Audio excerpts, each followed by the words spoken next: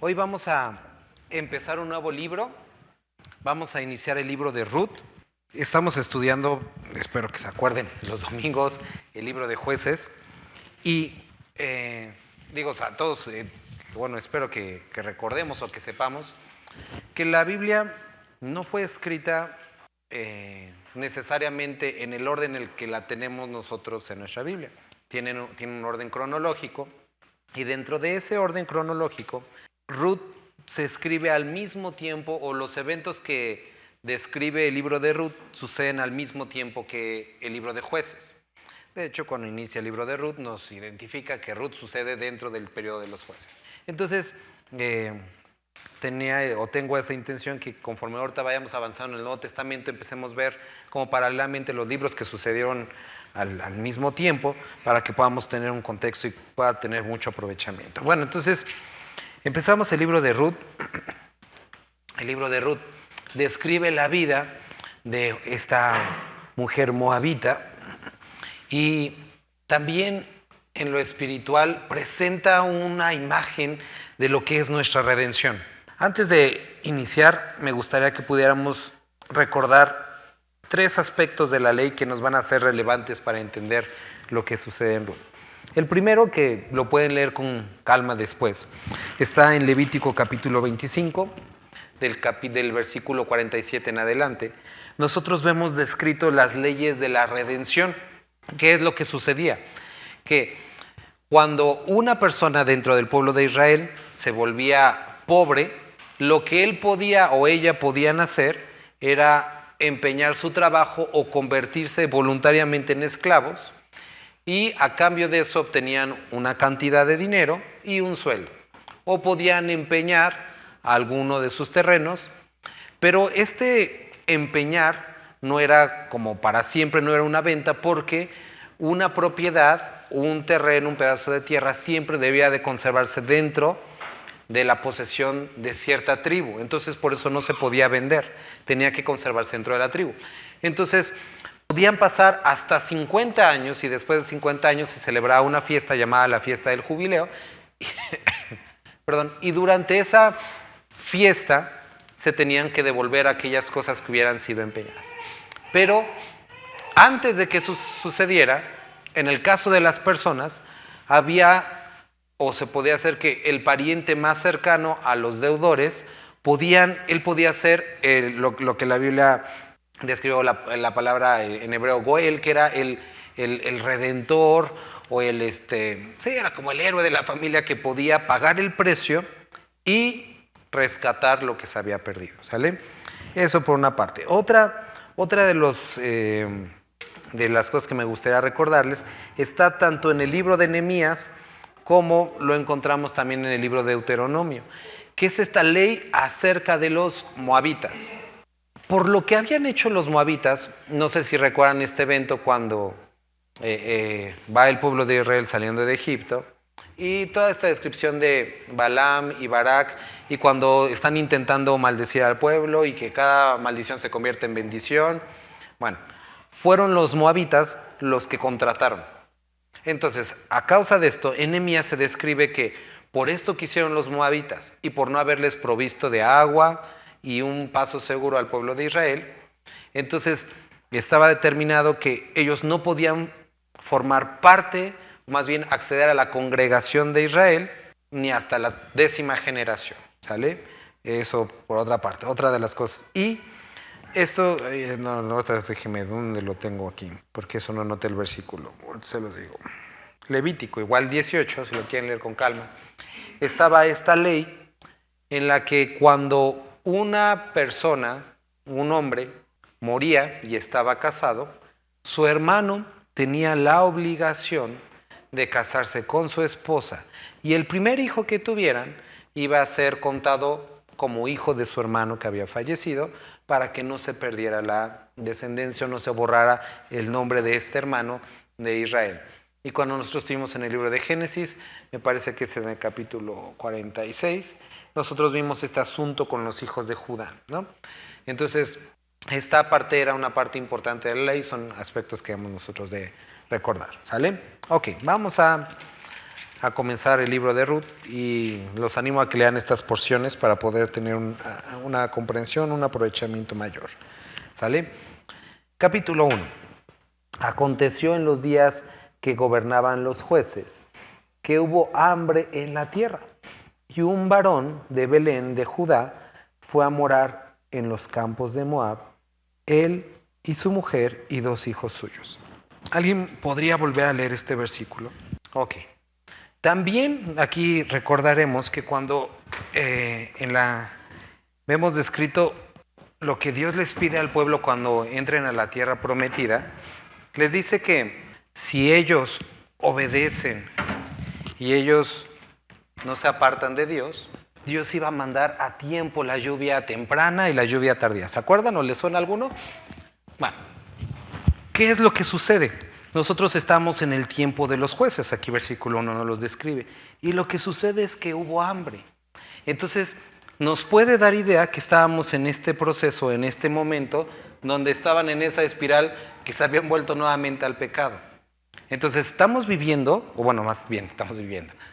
Sí, estamos viviendo, pero ellos estaban viviendo también en un momento en el que en la tierra donde ellos vivían había mucho pecado.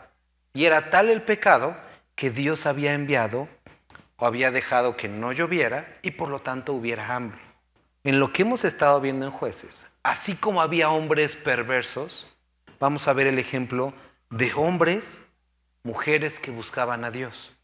Y esto es debe de confrontar nuestras vidas porque muchos podemos decir, no, estamos viendo tiempos horribles. Ajá, pero los tiempos, como hablábamos en otra ocasión, los tiempos malos fueron hechos para hombres buenos. Y los hombres buenos o las mujeres buenas fueron hechos para tiempos malos, para que la luz brille. Entonces, estaban en ese tiempo de hambre. Ahora, ¿qué es lo que sucede? ¿Un varón de dónde? ¿Qué significaba Belén? Casa de pan. Es contradictorio que en la casa de pan no hubiera pan. En donde debería de existir o donde debería de haber pan, no había pan. Y entonces este hombre decide que lo mejor para él y su familia era irse a un lugar donde ellos pudieran encontrar el pan que no estaban encontrando. Ahora, y voy a ser como muy repetitivo. ¿Por qué ellos no tenían pan? Porque se habían apartado de Dios. Esa era la razón. ¿Cuál era la solución para que el pan regresara? ¿Y qué hicieron ellos? Alejarse más. ¿Notas esto? Esto es lo que muchas veces como creyentes podemos llegar a hacer tontamente. Experimentamos consecuencias de nuestros actos y como estamos sufriendo, como estamos experimentando escasez, como Dios nos está cerrando las puertas, buscamos más soluciones. Cuando, no sé, imagínense que Dios nos o que las consecuencias de nuestros actos estén produciendo escasez en nuestra familia.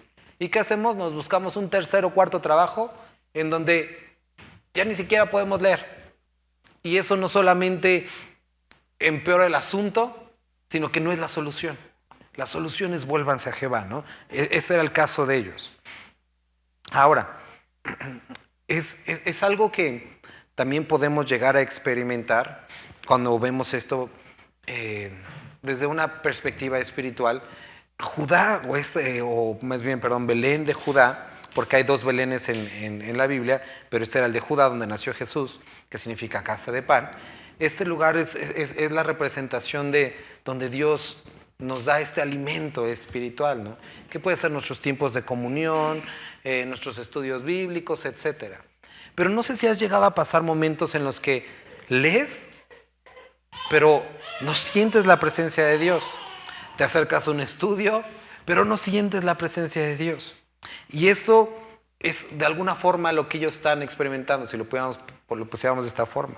Ahora ellos decidieron irse a Moab, que Moab, cuando lo vemos descrito en la palabra, lo asemeja es donde es la letrina o es el excusado, así lo definía la Biblia a Moab. Entonces, falta pan y te vas a algo peor. Esto era lo que estaba tratando de presentar la palabra con la decisión de este hombre. Él, su mujer y 2 hijos suyos. Versículo 2. El nombre de aquel varón era Elimelec, que quiere decir Dios es mi rey. Y el de su mujer, Noemí, que es agradable o pacífica o placentera, y los nombres de sus hijos Mahlón y Kelión, efrateos de Belén, de Judá. Llegaron pues a los campos de Moab y se quedaron allí. ¿Y qué dice el versículo 3? Marido de Noemí. Ahora, Elimelec, como les decía, significa Dios es mi rey. Y es muy interesante que Dios es mi rey muere cuando se va a Moab. Y esto es algo que sucede con nosotros. Aquellos que percibimos y que hemos dicho, Dios es mi rey, y si nosotros nos volvemos al mundo, esa declaración perece con nuestras decisiones. Ese señorío que nosotros hemos declarado, confesado y al cual nos hemos rendido, pareciera que se desvanece en nuestra mente cuando volvemos al mundo. Ese Dios es mi rey muere cuando vuelves a Moab. Entonces vemos aquí a Elimelec que se muere ahí, y Noemí, tratando de hacer lo mejor, se quedó con sus 2 hijos, los cuales tomaron para sí mujeres moabitas. El nombre de una era Orfa y el nombre de la otra Ruth, y habitaron allí unos 10 años. Entonces pasó bastante tiempo. Y esto, algo de lo que tenemos que aquí ver, es que Dios les había prohibido a la nación de Israel mezclarse con las otras naciones. Pero este hombre Elimelec, la decisión que él había tomado, había llevado a su familia a estar expuesto a esta nación, a buscar lo que Dios podría proveerles si ellos se volvían a Dios. Pero como no estaban dispuestos a volverse a Dios, era más fácil volverse al mundo y que el mundo les proveyera. Ahora, ¿qué es lo que requería el mundo a cambio? El unirte. Y eso es lo que tuvieron que hacer. Unirse. Y aquí otra consideración, a los que somos padres, o a los que en algún momento seremos padres, a donde tú lleves a tus hijos, a donde tú acerques a tus hijos, con quien acerques a tus hijos, es a donde ellos van a quedar. Si tú los rodeas de un ambiente en el que ellos puedan conocer personas que aman a Dios, ese es el modelo que van a seguir. Si los llevas y los acercas a personas que les importa el dinero, ese es el tipo de personas con el que se van a casar. Si los acercas a personas que les encanta el deporte, ese es el tipo de personas con el que van a quedar. Como padres, como personas que estamos al frente de una familia, nuestro camino afecta a todos los demás y puede determinar lo que sucederá con la siguiente generación. Como iglesia, aquello a lo que le demos importancia va a determinar lo que la siguiente generación va a darle importancia. Como líderes, sea de nuestro hogar, sea de algo, aquello en lo que tú perseveres o aquello en lo que pongas tu esperanza va a ser la esperanza de los que siguen. Entonces, ellos pusieron su esperanza en Moab y sus hijos se casaron con moabitas. El nombre de una era Orfa, el nombre de la otra Ruth. Y habitaron allí unos 10 años. Podrás estar diciendo, ay, qué gacho, estamos diciendo cosas feas de Ruth, pero Ruth era buena. Ese es el chiste, que podamos entender que cultural, religiosa y bajo la ley eran lo peor. Tenemos que llegar a ese punto y decir, ay, pobrecita de Ruth, para que después podamos entender la gracia.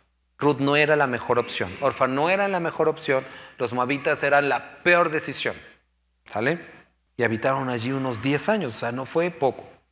Y murieron también los 2, Mahlón y Kelión, quedando así la mujer desamparada de sus 2 hijos y de su marido, perdón. Y es triste ver, o sería triste ver, que tus decisiones hagan que espiritualmente los que te siguen mueran en el mundo y ahí se queden. Aquello en lo que tú pones tu corazón, aunque tus palabras digan otra cosa, en donde tú pones tu corazón, los que te siguen van a poner su corazón. Por supuesto, podemos aquí citar, cada uno tiene responsabilidad. El alma que pecare morirá, por supuesto, cada uno decimos, pero no podemos negar que somos ejemplo a los que nos siguen. y gran parte de lo que ellos conozcan va a estar basado en lo que nosotros los acerquemos. ¿Vale? Entonces, murieron ahí todos. Y entonces se levantó con sus nueras y regresó de los campos de Moab, porque, ¿alguien puede seguir leyendo? Entonces había sucedido ya que Dios había levantado un juez. Este juez los había llevado nuevamente a vencer a sus enemigos. Y Dios había vuelto a traer, se habían vuelto a Dios nuevamente, y Dios había vuelto a traer paz y comida a este lugar. Entonces se da cuenta y dice, Dios ha provisto pan. Y entonces se da cuenta que aquel lugar donde ella pensaba que no era, siempre fue. Entonces se levantó con sus dos nueras y comenzaron a caminar para volverse a la tierra de Judá. Y en el camino, ella le dijo a sus dos nueras, andad, volveos cada una a la casa de su madre. Jehová haga con vosotras misericordia, como la habéis hecho con los muertos y conmigo. Os conceda Jehová que halléis descanso, cada una en casa de su marido. Luego las besó, y ellas alzaron su voz y lloraron. Y entonces aquí vemos esta demostración de afecto que había entre ellos. O sea, ellas realmente querían a su suegra y la suegra las quería a ellas. Y le dijeron, ciertamente nosotros iremos contigo a tu pueblo. Y quiero que noten porque es relevante que ellas dicen a tu pueblo. No dicen a nuestro pueblo, sino dejan claro, vamos a ir contigo, pero es a tu pueblo.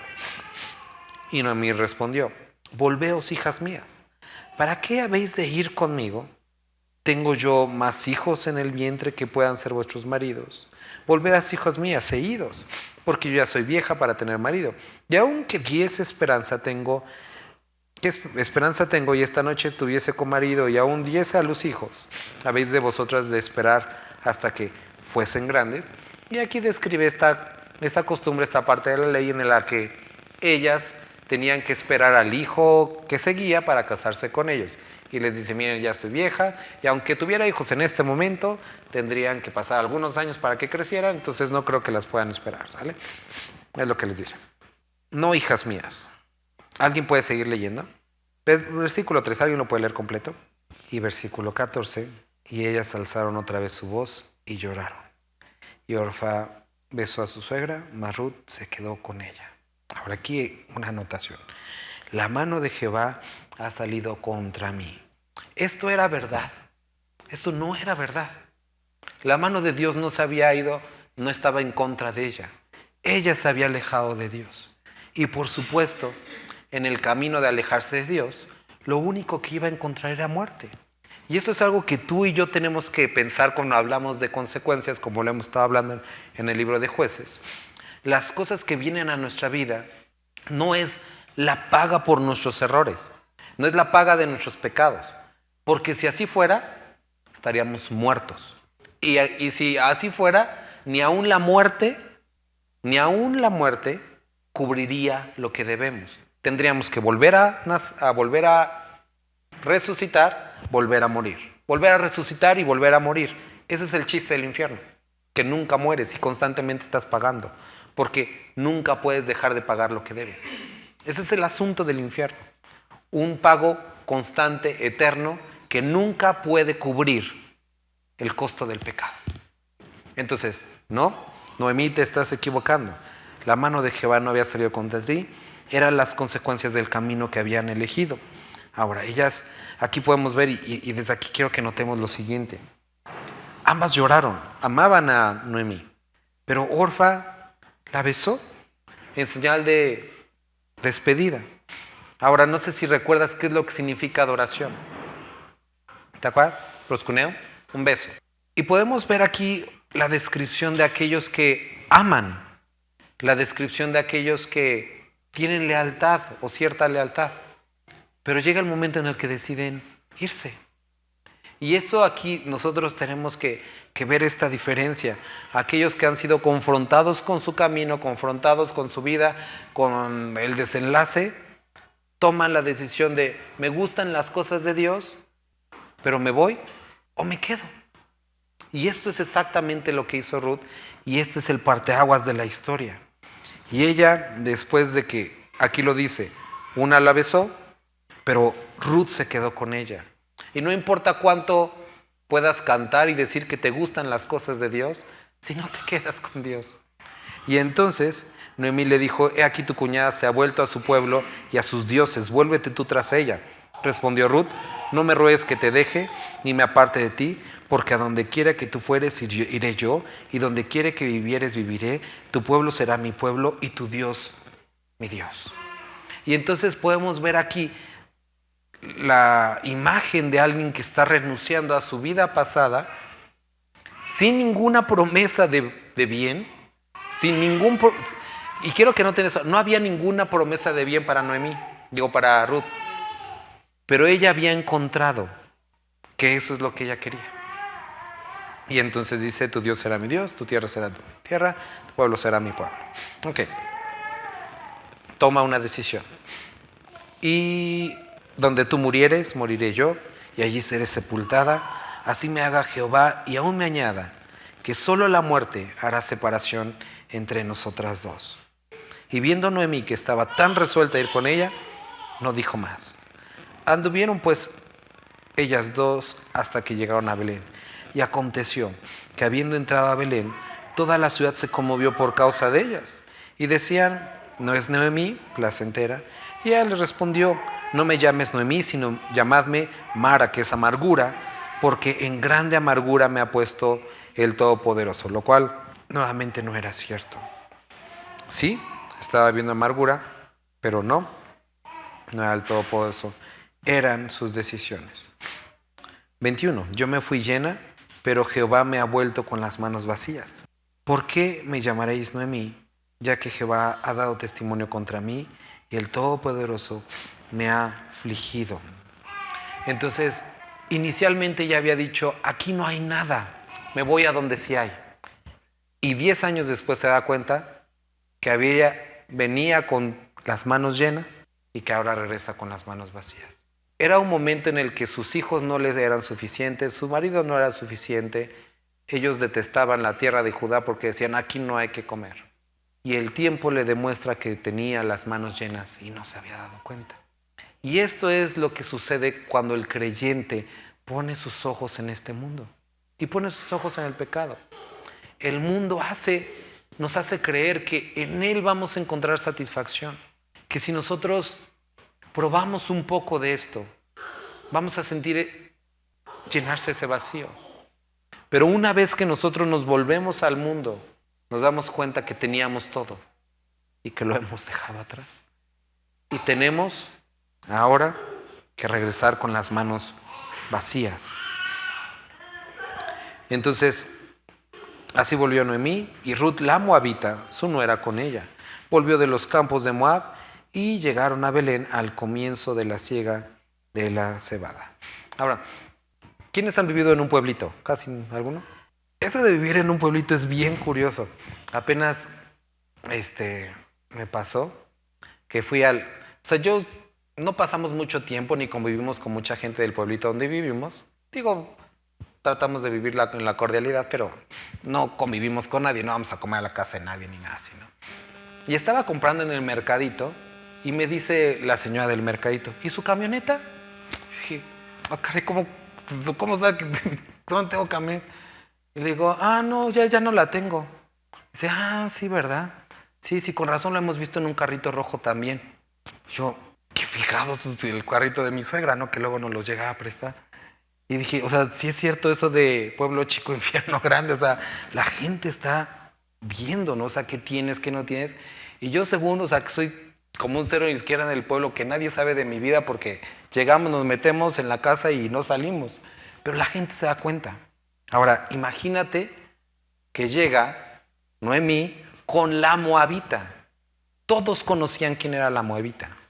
Imagínate el estigma para Ruth ser la moabita, la que había una maldición sobre esa población, que ni hasta la 10ª generación podían acceder o tener parte religiosa con el pueblo, no podían acceder al templo. Podía estar ahí, pero no iban a ser consideradas parte del pueblo. ni mucho menos pensar que pudiera adorar a Dios. ¿Sale? Entonces, para que entendamos esto. No era la mejor decisión, era una moabita y si todo, nadie la quería, por lo menos sabían de lo que estaba pasando. Ahora, quiero que puedas como imaginar a lo mejor un poquito esto. Ellos estaban en el proceso de volverse a Dios. Entonces estaban mucho más legalistas que nunca, porque no querían que Dios se enojara otra vez. Entonces, en ese proceso de volverse a Dios, posiblemente estaban más sus ojos sobre personas como Ruth, la moabita, ¿sale? Entonces, nada más para que lo tengamos una idea. Entonces, versículo 22, así volvió Noemí, así volvió Noemí y Ruth, la moabita, su nuera con ella, volvió de los campos de Moab y llegaron a Belén al comienzo de la siega de la cebada. Entonces era pues un buen momento porque había cosecha y por lo tanto había pan.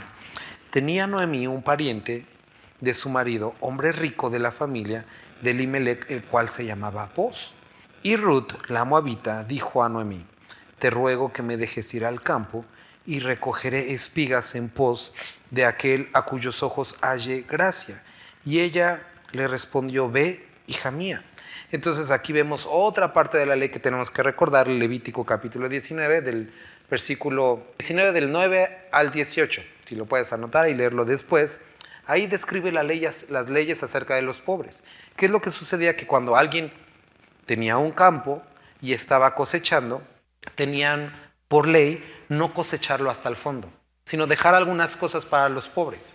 Y si cuando estaban cosechando algo se caía de la carreta o del manojo que llevabas, ahí lo tenías que dejar para que los pobres los recogieran. Ahora, esta era una forma, ya estoy en lenguaje inclusivo, era una forma de dignificar el trabajo de los pobres. ¿Por qué? Porque ellos no les regalaban el alimento, tenían que ir a recogerlo. Entonces hay algo también para pensar, ¿no? Entonces ellos tenían que ir a recogerlo, pero dejaban este alimento para los pobres. Entonces esto es lo que está sucediendo aquí y por eso había personas que, como era el tiempo de la cosecha, iban entre los campos recogiendo lo que sobraba, no estaban robando. Era algo que la ley había previsto para los pobres. Y Ruth la moabita dijo a Noemí: te ruego que me dejes ir al campo y recoger espigas en pos de aquel a cuyos ojos hallé gracia. Y ella le respondió: ve, hija mía. Fue pues, y llegando espigó en el campo en pos de los segadores. Y aconteció que aquella parte del campo era de Boz, el cual era la familia de Elimelec. Y he aquí que Boz vino de Belén y dijo a los segadores: Jehová sea con vosotros. Y ellos respondieron: Jehová te bendiga. Y Boz dijo a su criado, el mayordomo de los segadores: ¿de quién es esta joven? Y el criado mayordomo de los segadores respondió y dijo: es la joven moabita que volvió con Noemí de los campos de Moab. Él sabía que él estaba emparentado de alguna forma con Noemí. Entonces, primera cosa que quiero que notemos aquí, dice que resultó que curiosamente quedó Ruth en el campo de Boz, que era un pariente que podía ayudarlas. Ahora, ese resultó lo vamos a ver la próxima semana. Vamos a hablar acerca de estas coincidencias. Pero necesitamos ver que esta mujer, que no formaba parte del pueblo, llegó al campo donde alguien había sembrado y ahora ella podía comer del fruto que alguien había sembrado. ¿Recuerdas la parábola del sembrador? Las semillas habían sido echadas. Y aquí podemos ver una imagen hermosa de cómo en algún momento alguien trabajó para sembrar y aventar esas semillas. Y llegó el momento que una persona que no pertenecía al pueblo recogió la semilla y entonces hizo algo en ella. Y podemos ver o empezar a ver esta imagen hermosa de la redención. Primero, pudiera parecer consecuencia que llegara a ese campo en especial. Sí, parecía coincidencia, pero sabemos que no era coincidencia. Sabemos que había un plan, porque cuando leímos en Mateo la genealogía de Jesús, sabemos que Jesús viene de Boz. Y a Dios le plació que Ruth estuviera y fuera parte de esta genealogía. Entonces, nada de esto era coincidencia, como tampoco era coincidencia que alguien con el Evangelio se presentara algún día en tu vida y la semilla que había sido lanzada por nuestro Señor cayera en tu corazón. Y que una persona que no pertenecía pudiera ahora pertenecer. No es coincidencia, es la hermosa semilla del Evangelio cayendo y siendo recogida por alguien que no pertenecía, por alguien que no era digno de recogerla.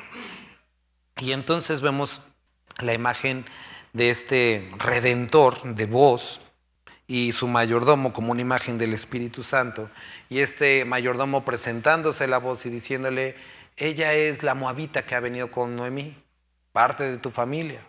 Y el criado mayordomo de los segadores respondió y dijo: es la joven moabita que volvió con Noemí de los campos de Moab, y ha dicho: te ruego que me dejes recoger y juntar tras los segadores entre las gavillas.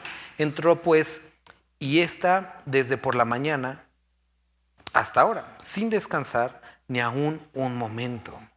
Entonces Booz dijo a Ruth: oye, hija mía, no vayas a espigar a otro campo, ni pases de aquí, y aquí estarás junto a mis criadas.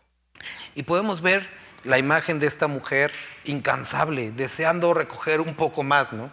Y podemos ver este proceso mediante el cual aquellos que recibimos el Evangelio, de repente tuvo significado en nuestra vida.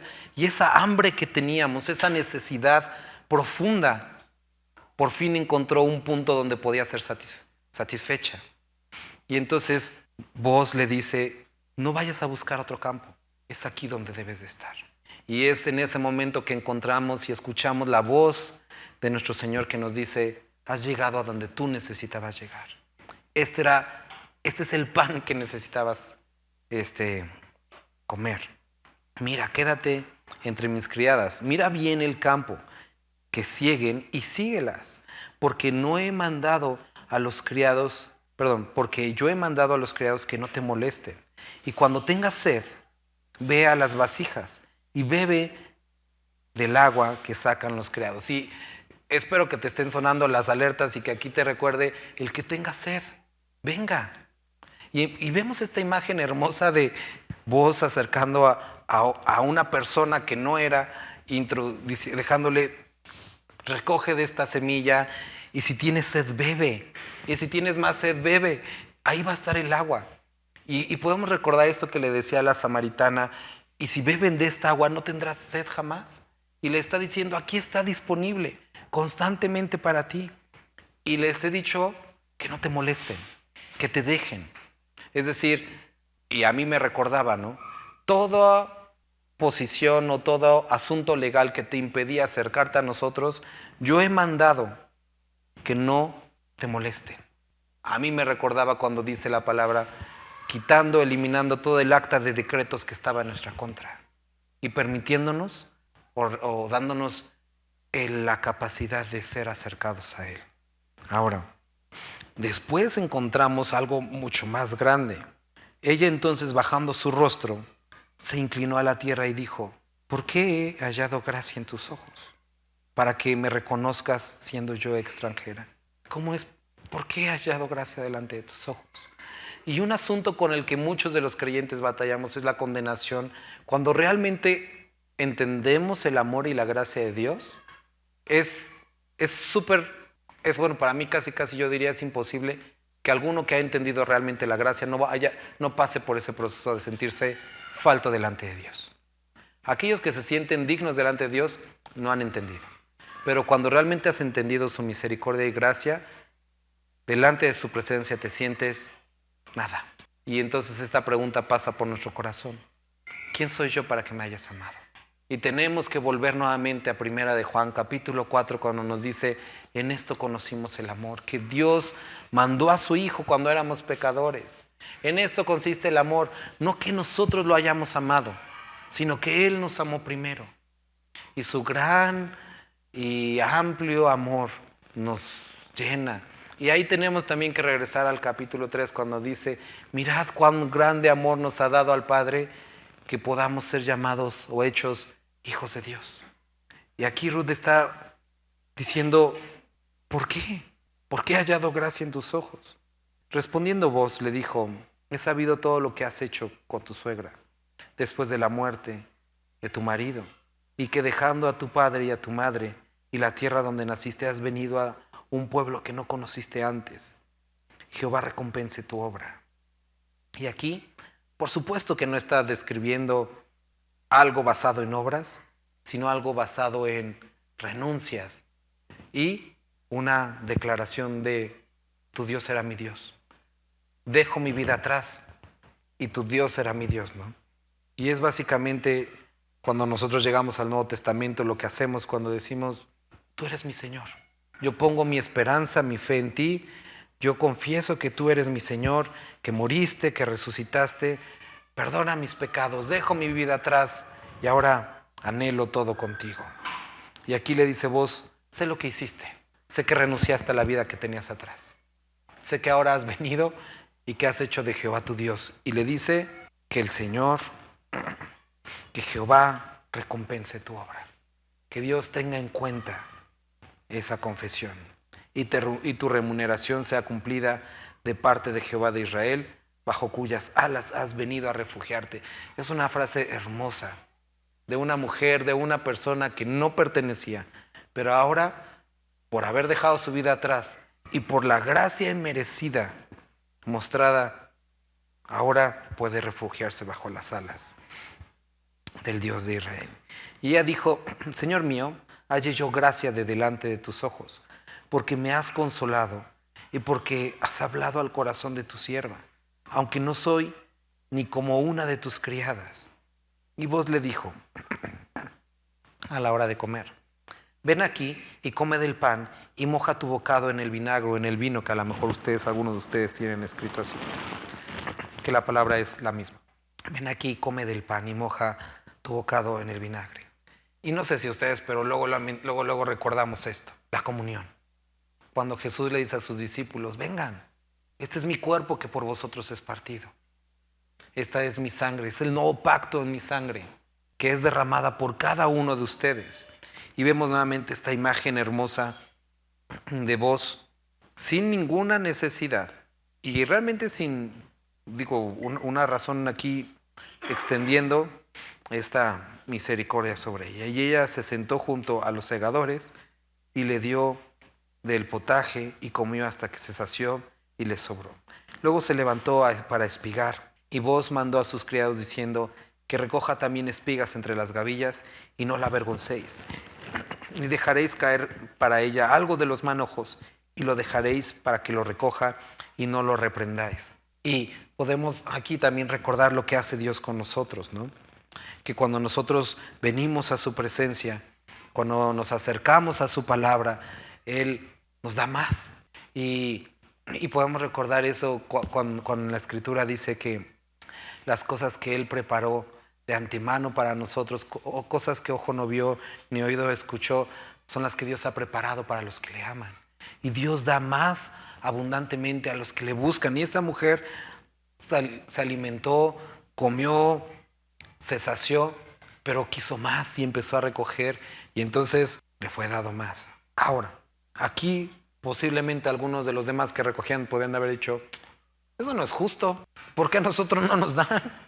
¿Por qué a nosotros no nos echan? Y viéndolo desde esa perspectiva podríamos decir, la gracia no es justa, porque es el favor inmerecido. Es justa porque alguien pagó, pero no es justa porque tú no te la mereces. Por eso se llama gracia. Y por eso a la persona que más, o más bien que menos lo merecía, es puesta aquí en esta imagen. Así como yo, así como tú. Y que muchos, y como el acusador, con cierta razón dice, Él hizo esto, Él es esto. Pero Jesucristo en su gracia dice, sí, pero yo también pagué por eso. Y entonces espigó pues en el campo hasta la noche y desgranó lo que había recogido y fue como una efa de cebada y lo tomó y se fue a la ciudad y su suegra vio lo que había recogido, sacó también luego lo que había sobrado después de haber quedado saciada y se lo dio. Y le dijo su suegra, ¿dónde has espigado hoy? ¿Y dónde has trabajado? Bendito sea el que te ha reconocido. Y contó ella a su suegra con quien había trabajado y dijo el nombre del varón, con quien hoy he trabajado es vos. Y dijo Noemí a su nuera, sea el bendito de Jehová, pues que no ha rehusado a los vivos la benevolencia que tuvo para con los que han muerto. Después le dijo Noemí, nuestro pariente es aquel varón y uno de los que pueden redimirnos. Y Ruth la moabita dijo, Además de esto me ha dicho, júntate con mis criadas hasta que hayan acabado toda mi siega. Y Noemí respondió a Ruth su nuera, mejor es, hija mía, que salgas con sus criadas y que no te encuentren en otro campo. Estuvo pues junto con las criadas de Booz, espigando hasta que se acabó la siega de la cebada y la del trigo, y vivía con su suegra. Y este consejo, estas palabras, me gustaría que con eso acabamos el día de hoy. Noemí le dice a Ruth, hija mía, es mejor que te quedes en ese campo y que no te vean en otro. Sabemos que después de esto, los que hemos leído esta porción, Ruth, bueno, se casa con Booz, ¿no? Y es mejor que para nosotros como creyentes, bien haríamos en escuchar este consejo, no nos encuentre Dios en otro campo, espigando lo que no conviene. Pablo decía, utilizaba estas palabras, para que cuando sea hallado en Él, haciendo su voluntad. Y es hermoso ver aquí esta imagen de la cual vamos a estar hablando a mucho mayor profundidad la próxima semana. Pero podemos ver aquí una persona que no pertenecía. Podemos ver una imagen de redención, una imagen de gracia. Podemos ver por una parte las consecuencias de apartarse, pero la gracia y misericordia de Dios para los que se vuelven. Y si tú el día de hoy, en alguna forma, en algún sentido, has querido caminar a Moab, déjame decirte que solamente vas a encontrar muerte. Vuélvete al Señor y su gracia es incomparable. Vamos a orar. Padre, gracias te damos por esta porción que leímos el día de hoy.